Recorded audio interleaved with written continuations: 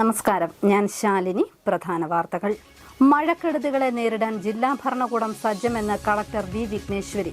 ജില്ലയിൽ 31 ദുരിതാശ്വാസ ക്യാമ്പുകളിലായി 167 കുടുംബങ്ങൾ.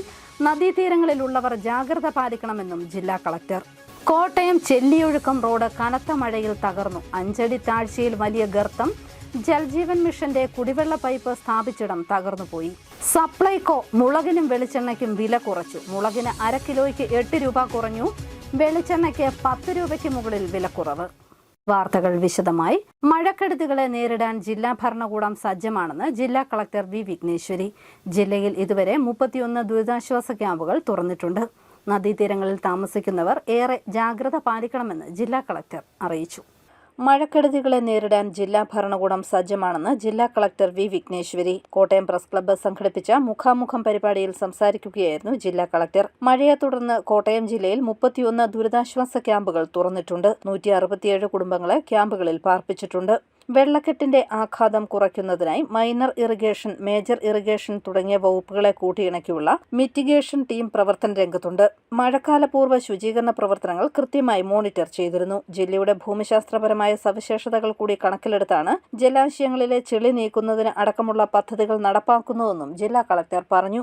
അവരെ നമ്മൾ ഷിഫ്റ്റ് ചെയ്യും. കുറച്ച് മഴ നമ്മൾ മോണിറ്റർ ചെയ്തുകൊണ്ടേയിരിക്കും. ചെയ്തിട്ട് ഷിഫ്റ്റ് ചെയ്യും. ആ ഷിഫ്റ്റ് ചെയ്യുന്ന സമയത്തിൽ നമുക്ക് അവരിൽ നിന്നുള്ള സഹകരണം ഉണ്ടാവണം. നമ്മൾ ക്യാമ്പ്സ് തുടങ്ങുമ്പോഴും അങ്ങനെ എല്ലാവരുടെ കോർഡിനേറ്റഡ് എഫേർട്സിലായിട്ടാണ് നമ്മൾ ചെയ്തിരിക്കുന്നത്. ഇതുവരെ 31 ക്യാമ്പ്സ് ഫങ്ഷനിങ് ആണ് നമ്മുടെ ജില്ലയിൽ. കൂടുതലും പടിഞ്ഞാറ് വശത്താണ് തുടങ്ങിയിരിക്കുന്നത്. ബിക്കോസ് നമ്മുടെ ട്രെൻഡ് എങ്ങനെയാണെന്ന് പറഞ്ഞാൽ, മഴ തുടങ്ങി കിഴക്കൻ മേഖലയിൽ മഴ തുടങ്ങുമ്പോൾ ചെറിയതായിട്ട് ലാൻഡ് സ്ലിപ്സ് ഉണ്ടാവും. ഈ ലാൻഡ് സ്ലിപ്സ് നമ്മുടെ ക്യാരിങ് കപ്പാസിറ്റി ഓഫ് റിവേഴ്സിനെ കുറച്ചിട്ട് ഇവിടെ വരുമ്പോൾ ഒരു 2-3 ദിവസം കഴിഞ്ഞിട്ട് വെള്ളം പോകും. ഇങ്ങനെയാണ് നമ്മുടെ ട്രെൻഡ്. കഴിഞ്ഞ വർഷം ഇതുപോലെ ഉണ്ടായിരുന്നു. അത് വെച്ചിട്ട് നമ്മൾ ഈ പ്രാവശ്യം പ്ലാൻ ചെയ്തായിരുന്നു. നേരത്തെ തന്നെ നമ്മൾ ക്യാമ്പ്സ് തുടങ്ങിയിട്ടുണ്ട്. സോ കൂടുതൽ ബുദ്ധിമുട്ടിക്കാത്ത രീതിയിലുള്ള അറേഞ്ച്മെന്റ്സ് ചെയ്തിട്ടുണ്ട്.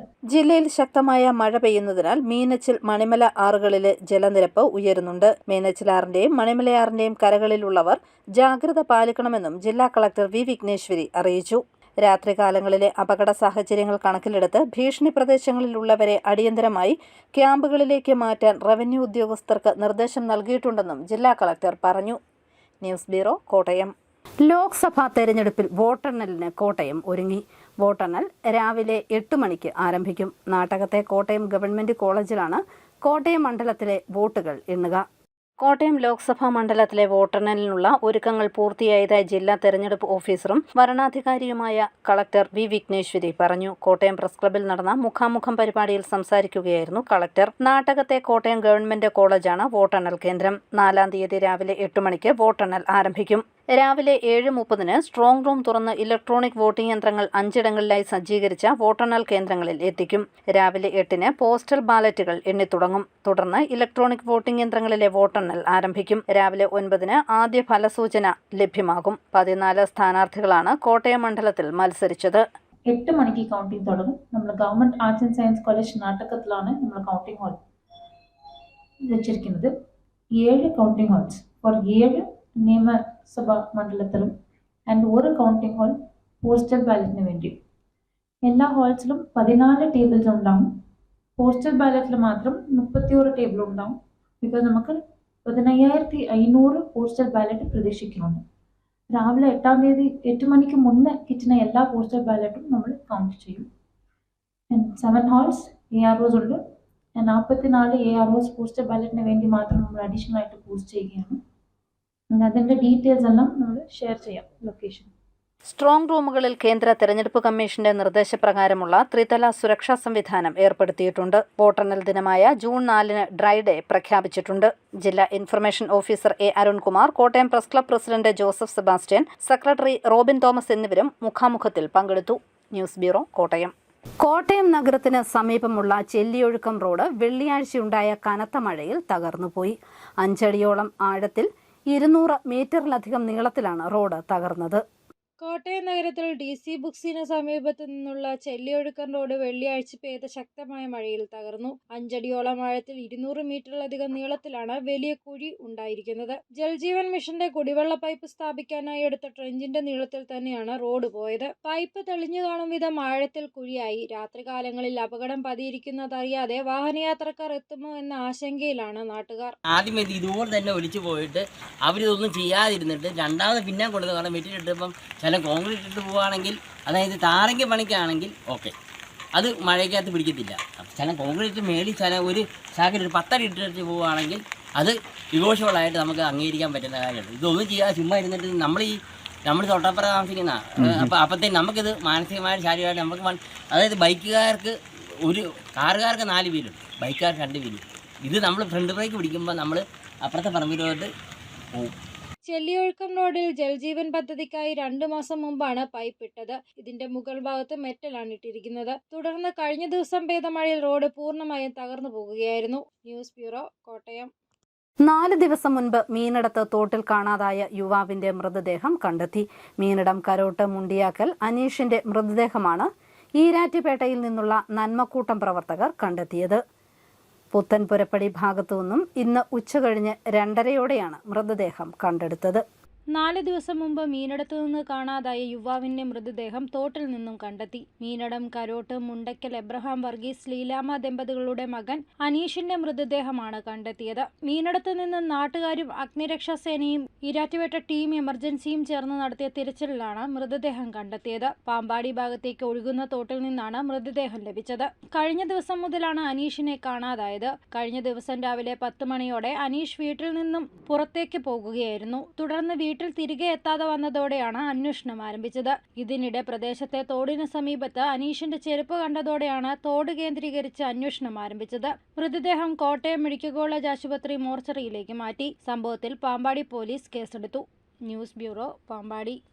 സപ്ലൈകോ വറ്റൽമുളകിനും വെളിച്ചെണ്ണയ്ക്കും വില കുറച്ചു. മുളകിന് 1/2 കിലോയ്ക്ക് 8 രൂപ കുറച്ച് 78 രൂപ 75 പൈസയും വെളിച്ചെണ്ണ 10 രൂപ കുറച്ച് 142 രൂപ 80 പൈസയുമാക്കി. സപ്ലൈകോ ഔട്ട്ലെറ്റുകളിൽ സബ്സിഡി നിരക്കിൽ ലഭിക്കുന്ന മുളകിന്റെയും വെളിച്ചെണ്ണയുടെയും വില കുറച്ചു. മുളക് കിലോയ്ക്ക് 86 രൂപ 10 പൈസയിൽ നിന്ന് 78 രൂപ 75 പൈസയായി കുറച്ചു. വെളിച്ചെണ്ണ സബ്സിഡി ഉൾപ്പെടെ ലിറ്ററിന് 152 രൂപ 25 പൈസ ആക്കിയതിൽ നിന്ന് 142 രൂപ 80 പൈസയാക്കി. 13 ഇനം സബ്സിഡി സാധനങ്ങൾ പൊതുവിപണിയിൽ നിന്നും 35% വിലക്കുറവിൽ ഇനി സപ്ലൈകോ ഔട്ട്ലെറ്റുകളിൽ ലഭിക്കും. പൊതുവിപണിയിൽ കിലോയ്ക്ക് 146 രൂപയ്ക്ക് കിട്ടുന്ന ചെറുപയർ 92 രൂപയ്ക്ക് സപ്ലൈകോയിൽ ലഭിക്കും. ഉഴുന്നിന് 148 രൂപ 71 പൈസയാണ് പൊതുവിപണിയിൽ. സപ്ലൈകോയിൽ 95 രൂപയ്ക്ക് ഉഴുന്ന് ലഭിക്കും. വൻകടല 69 രൂപയും വൻപയർ 75 രൂപയ്ക്കും തുവരപ്പരിപ്പ് 111 രൂപയ്ക്കും പൊതുവിപണിയിൽ 44 രൂപയ്ക്ക് ലഭിക്കുന്ന 1 കിലോ പഞ്ചസാര 28 രൂപ 35 പൈസയ്ക്കും സപ്ലൈകോയിൽ ലഭിക്കും. കൂടാതെ ജയ, കുറുവ, മട്ട, പച്ചരി എന്നിവയും സബ്സിഡി നിരക്കിലാണ് സപ്ലൈകോയിൽ നിന്നും ലഭിക്കുന്നത്. പൊതുവിപണിയിൽ 1219 രൂപയ്ക്ക് വാങ്ങുന്ന 13 ഇനം സാധനങ്ങളാണ് സബ്സിഡി നിരക്കിൽ 769 രൂപയ്ക്ക് സപ്ലൈകോ ഔട്ട്ലെറ്റുകളിൽ നിന്നും ലഭിക്കുന്നത്. News bureau, Ponkunnam. ചിറക്കടവ് പഞ്ചായത്തിന്റെ നേതൃത്വത്തിൽ പൊൻകുന്നം ഇടത്തംപറമ്പിൽ 20-ാം വാർഡിൽ എക്സലൻസ് അവാർഡുകൾ വിതരണം ചെയ്തു. 10ാം ക്ലാസ് പരീക്ഷയിൽ എല്ലാ വിഷയങ്ങൾക്കും A+ നേടിയ 15 കുട്ടികൾക്കാണ് അവാർഡ് നൽകിയത്. ചിറക്കടവ് ഗ്രാമപഞ്ചായത്ത് പ്രസിഡന്റ് അഡ്വക്കേറ്റ് CR ശ്രീകുമാർ അവാർഡുകൾ വിതരണം ചെയ്തു. മാനുഷിക മൂല്യങ്ങൾക്ക് വില കൽപ്പിക്കുന്ന രീതിയിൽ വിദ്യാഭ്യാസ മേഖലയിൽ അഴിച്ചുപണി നടത്തണമെന്ന് അഡ്വക്കേറ്റ് CR ശ്രീകുമാർ ആവശ്യപ്പെട്ടു. Ward member advocate Sumesh Andrews, panchayat അംഗം Shaki Sajeev, Joy Vayalunkal, Shanthamma PS, Nirmala Joseph എന്നിവർ നേതൃത്വം നൽകി. വിദ്യാഭ്യാസത്തിന്റെ ആത്യന്തികമായ ലക്ഷ്യം എന്ന് പറയുന്നത് സമൂഹത്തിനെ നിലനിർത്തുക എന്നുള്ളതാണ്. സമൂഹം നിലനിൽക്കണമെങ്കിൽ മനുഷ്യൻ എല്ലാ സമൂഹമായിട്ട് ജീവിക്കുന്ന ആളുകളാണ്. ഈ സമൂഹം നിലനിൽക്കണമെങ്കിൽ സ്നേഹമുള്ള മനുഷ്യരുണ്ടാകണം, പരസ്പരം സ്നേഹിക്കാൻ കഴിയുന്ന മനുഷ്യരുണ്ടാകണം, അന്യനെ സഹായിക്കാൻ കഴിയുന്ന മനസ്സുള്ള മനുഷ്യരുണ്ടാവണം. വിദ്യാഭ്യാസത്തിന്റെ ലക്ഷ്യം നല്ല മനുഷ്യരായി മാറുക എന്നുള്ളതാണ്. നല്ല മനുഷ്യരായി മാറിയില്ലെങ്കിൽ നമുക്ക് ഈ സമൂഹത്തിനെ മനുഷ്യ സമൂഹമായിട്ട് നിലനിൽക്കാനേ കഴിയില്ല. ഇത് നമ്മൾ ലോകത്തിലെമ്പാടും ഒന്ന് പരിശോധിച്ച് നോക്കി. വിദ്യാഭ്യാസത്തിന്റെ പുരോഗതി കൊണ്ട് നേടിയ ശാസ്ത്ര സാങ്കേതിക വിദ്യ മനുഷ്യനെ സഹായിക്കാൻ ഉപയോഗിക്കേണ്ടതാണ്. അറിവ് എന്ന് പറയുന്നത് മനുഷ്യനെ സഹായിക്കാൻ വേണ്ടി ഉപയോഗിക്കണം. വൈദ്യശാസ്ത്ര രംഗത്തെ രോഗം മാറ്റാൻ വേണ്ടി ഉപയോഗിക്കണം. ഭൗതിക പശ്ചാത്തല സൗകര്യങ്ങൾ വികസിപ്പിക്കാൻ വേണ്ടി അറിവ് ഉപയോഗിക്കണം. മനുഷ്യന്റെ വിശപ്പ് മാറ്റാൻ, വസ്ത്രം നൽകാൻ വേണ്ടി അറിവ് വഴി ഉണ്ടായ നേട്ടം പ്രയോഗിക്കണം. അതാണ് ചെയ്യേണ്ടതെങ്കിൽ ഇന്ന് ലോകത്തെമ്പാടും മനുഷ്യനെ കൊന്നെടുക്കാൻ വേണ്ടിയാണ് അറിവ് ഉപയോഗിക്കുന്നത്. KSRTC, KSTWU union, INTUC Kottayam യൂണിയന്റെ നേതൃത്വത്തിൽ പഠനോപകരണങ്ങൾ വിതരണം ചെയ്തു. കോട്ടയം ഡിപ്പോയിലായിരുന്നു പരിപാടി. KSRTCയിലെ INTUC സംഘടനയായ KSTWU യൂണിറ്റിന് കീഴിലെ ജീവനക്കാരുടെ കുട്ടികൾക്കാണ് കോട്ടയത്ത് പഠനോപകരണങ്ങൾ വിതരണം ചെയ്തത്. ഇതോടൊപ്പം SSLC, +2 പരീക്ഷകളിൽ ഉന്നത വിജയം നേടിയ ജീവനക്കാരുടെ മക്കളെയും അനുമോദിച്ചു. തിരുവഞ്ചൂർ രാധാകൃഷ്ണൻ MLA ഓൺലൈനായി പരിപാടി ഉദ്ഘാടനം ചെയ്തു. കോട്ടയം DCC പ്രസിഡന്റ് നാട്ടകം സുരേഷ് പഠനോപകരണങ്ങൾ വിതരണ ഉദ്ഘാടനം നിർവഹിച്ചു. INTUC കോട്ടയം ജില്ലാ പ്രസിഡന്റ് ഫിലിപ്പ് ജോസഫ് മുഖ്യപ്രഭാഷണം നടത്തി. D. അജയ്കുമാർ ആമുഖ പ്രഭാഷണം നടത്തി. സംഘടന ജില്ലാ സെക്രട്ടറി അനസ് ഷുക്കൂർ അധ്യക്ഷത വഹിച്ചു. Organising secretary SK Mani, Sakkeer Changampally, Anilkumar Job, Viruthi Saji, Amol Jacob തുടങ്ങിയവർ പ്രസംഗിച്ചു. News bureau, Kottayam. ജനപ്രിയ സാഹിത്യകാരൻ കാനം EJ പേരിൽ ഏർപ്പെടുത്തിയ പ്രഥമ സാഹിത്യ പുരസ്കാരം നോവലിസ്റ്റ് ജോയ്സിക്ക്. കാനം EJ ഫൗണ്ടേഷനും നോവൽറ്റി ലൈബ്രറിയും പുറപ്പാട് വിദ്യാഭ്യാസ പദ്ധതിയും ചേർന്നാണ് പുരസ്കാരം നൽകുന്നതെന്ന് പുരസ്കാര സമിതി ചെയർമാൻ ഡോക്ടർ N. ജയരാജ് കോട്ടയത്ത് വാർത്താ സമ്മേളനത്തിൽ പറഞ്ഞു. 25,000 രൂപയും ഫലകവും അടങ്ങുന്നതാണ് അവാർഡ്. കാനം EJ മകൾ Seba Joy, TM Joy Thumpunkal, advocate Beju K Cherian, Basil Varghese എന്നിവരും വാർത്താ സമ്മേളനത്തിൽ പങ്കെടുത്തു.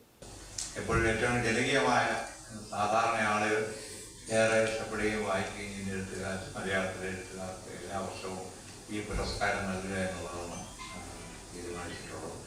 25,000 രൂപയും പ്രശസ്തി പത്രവും ഫലവും ഉൾപ്പെടുന്ന ഈ അവാർഡ്, ഈ വർഷത്തെ അവാർഡ് മലയാളത്തിലെ ഇന്ന് ഒരു വിഷയം, മലയാളത്തിൽ ഏറ്റവും അറിയപ്പെടുന്ന, ഏറ്റവും വായനയെ ജനകീയമാക്കിയ നമ്മുടെ പ്രിയപ്പെട്ട എഴുത്തുകാരൻ ജോയ്സിക്കാണ് ഈ വർഷത്തെ അവാർഡ് എന്ന് പറയുന്ന കാര്യത്തിൽ ഒരുപാട് സന്തോഷമുണ്ട്.